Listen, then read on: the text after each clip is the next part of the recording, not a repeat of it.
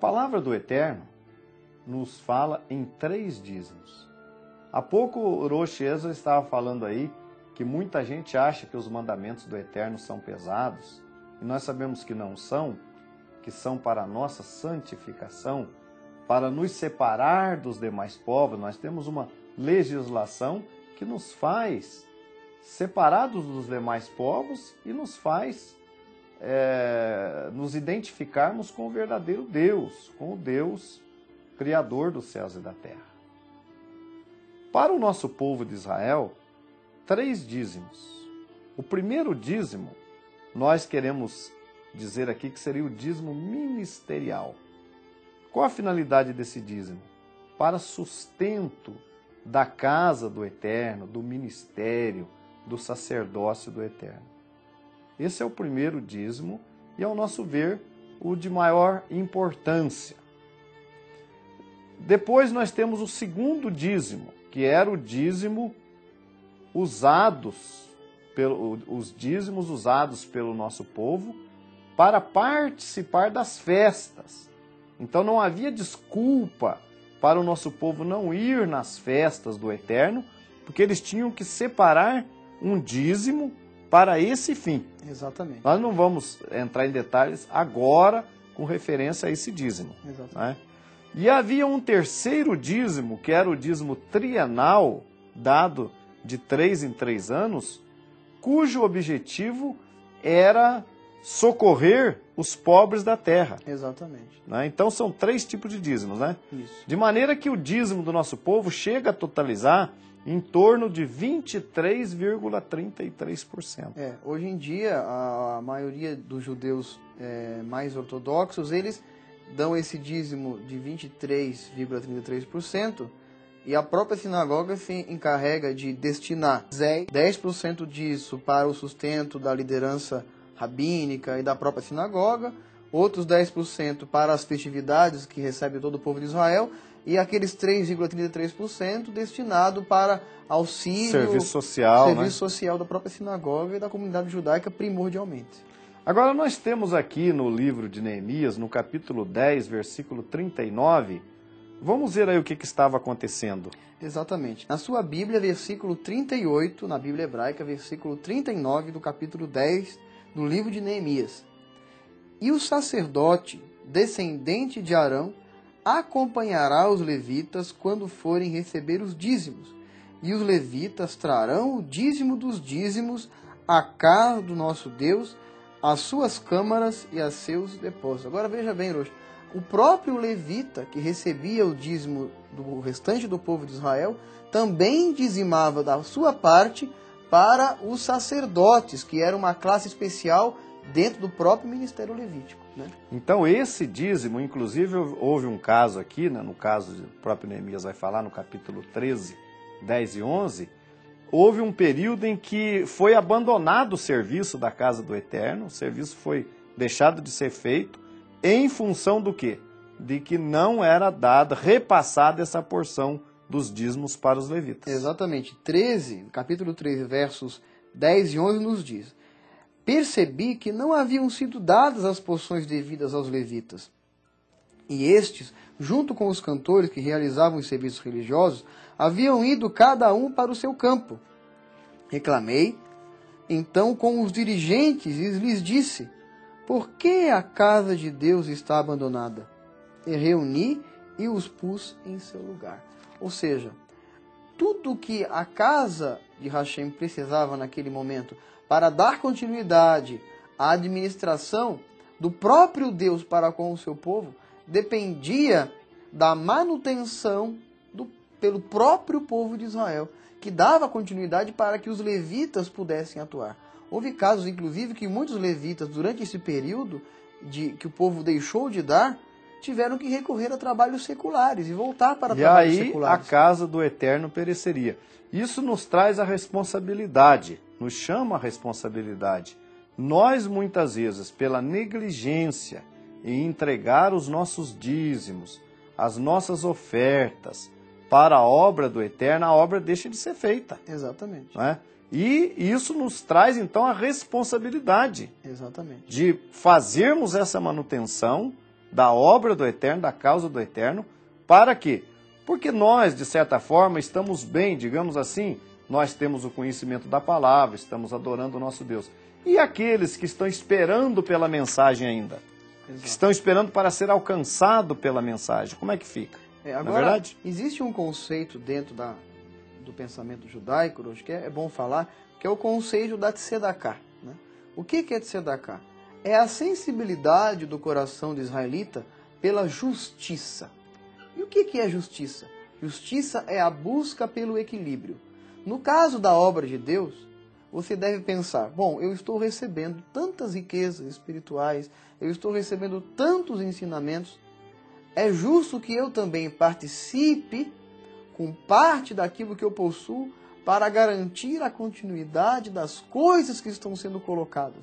Existe a tzedakah também social, que você faz para com o seu irmão próximo, para com aquele necessitado, mas primeiramente para com a causa de Hashem, que precisa continuar.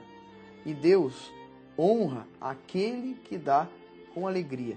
Não dê por necessidade, como diz o apóstolo Paulo aos Coríntios, não dê por ganância, não. Não para receber algo em troca, não. Por amor à obra de Hashem. É isso que ele se agrada, que nós possamos dar com amor aquilo que julgamos ser justo para com ele.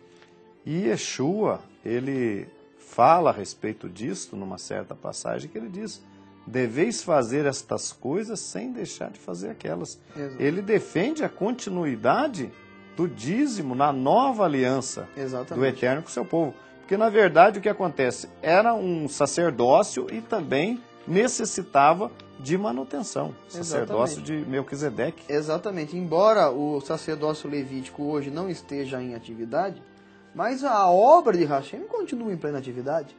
Homens que, da mesma maneira como os levitas se dedicavam única e exclusivamente à obra de Deus, nos dias atuais, homens também, muitos se dedicam única e exclusivamente para a obra de Deus, né?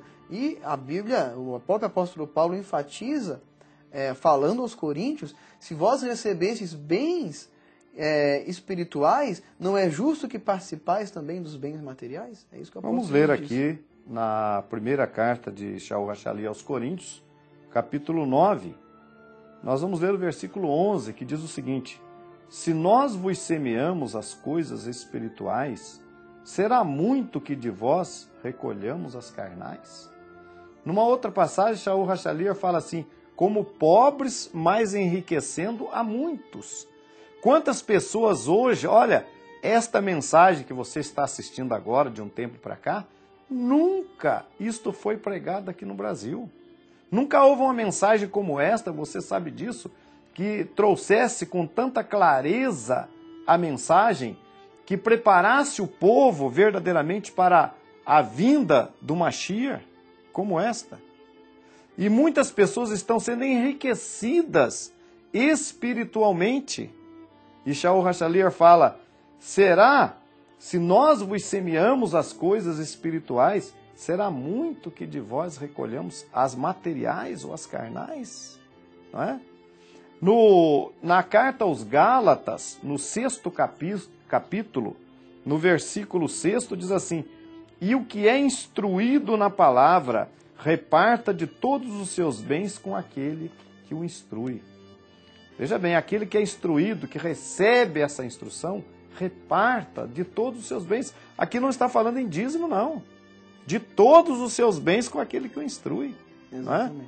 Então a manutenção da obra hoje, da pregação da palavra, é uma responsabilidade não só de quem está pregando, como também de quem está recebendo gratuitamente esse conhecimento. Ele é um devedor. Exato. E nisso nós imitamos o próprio nosso pai Abraão, que ao passar pela cidade de Salém, encontrou com o rei de Salém, que também era sacerdote de Deus, e que o saudou com a bênção do Todo-Poderoso. E a Bíblia diz que ao passar por ali, nosso pai Abraão deixou com aquele homem 10% de tudo aqueles despojos que ele havia ganhado quando foi resgatar o seu sobrinho Ló de lá, ou seja, por reconhecer o sacerdócio de Deus sobre aquele homem, ele deu os dízimos, ele entregou ali a sua participação. Portanto, O sacerdócio de Deus depende da continuidade da obra de cada um de nós.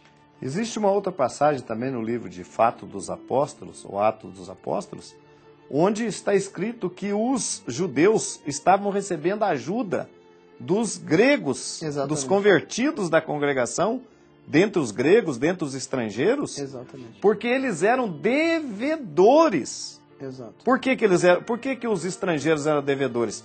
Porque de quem eles receberam a palavra? Dos judeus. Dos judeus. Então eles não era nada demais que eles ajudassem financeiramente, materialmente, os judeus, porque eram devedores. Exatamente. Então nós estamos falando com nossos telespectadores com respeito ao ensinamento do dízimo dentro da nova aliança, como parte dos mandamentos do Eterno.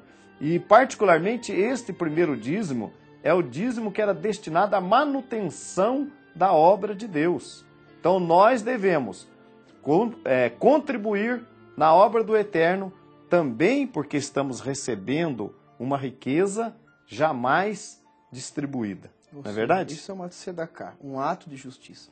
Agora, uma coisa, Roche, é generosidade. Você acha que o dízimo e a oferta, qual dos dois demonstra mais generosidade? O dízimo ou a oferta? A oferta, com certeza. O dízimo não é generosidade, o dízimo é uma obrigação dos filhos de Israel. Quando o indivíduo entrega o seu dízimo, na verdade está entregando, ele não está dando o dízimo, porque o dízimo não lhe pertence. Né? Eu gosto de dizer, o Xixai, que na verdade nós damos 100% do que nós temos e Deus nos permite viver com 90%. E nem esses 90% são nossos. Existe para nós, para o nosso usufruto. Mas quando nós damos uma oferta, aí sim, nós estamos demonstrando a nossa sinceridade e a nossa generosidade para com a causa de Hashem. Portanto, o dízimo é a obrigação dos filhos de Israel. A tzedakah, damos a mais do que isso, pela nossa preocupação com a continuidade do reino de Deus e da sua preservação.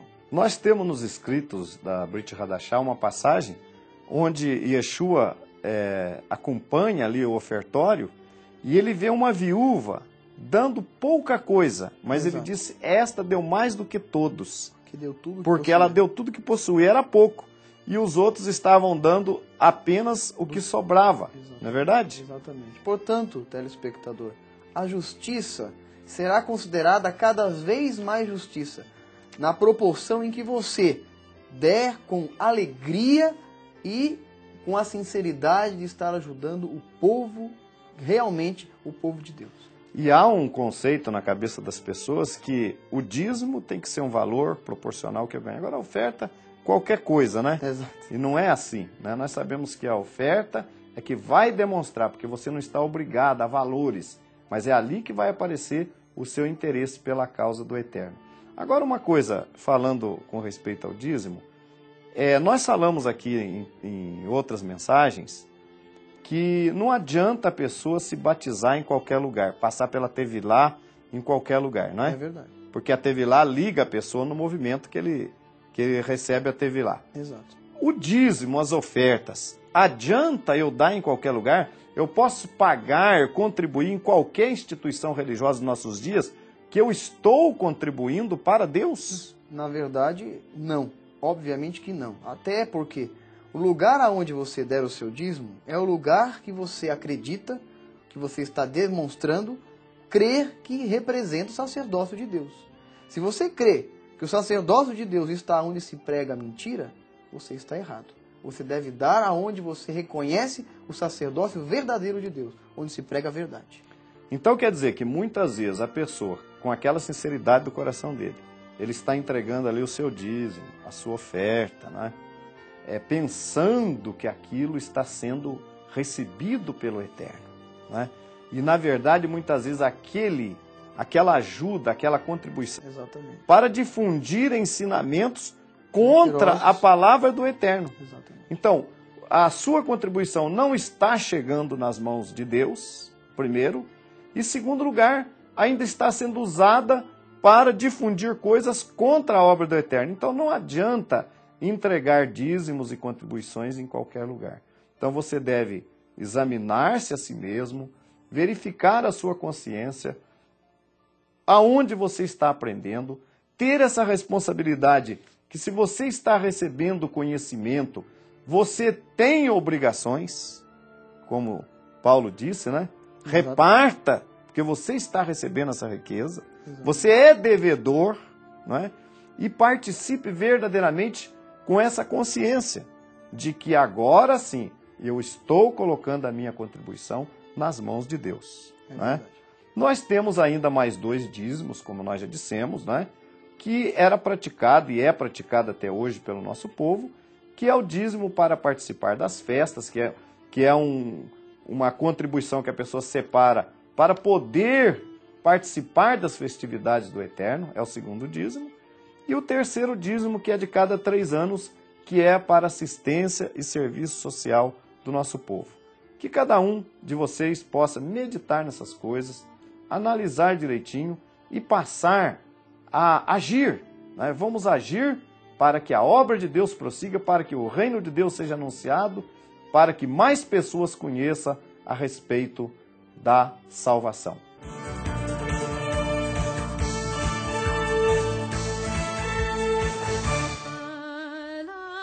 Você está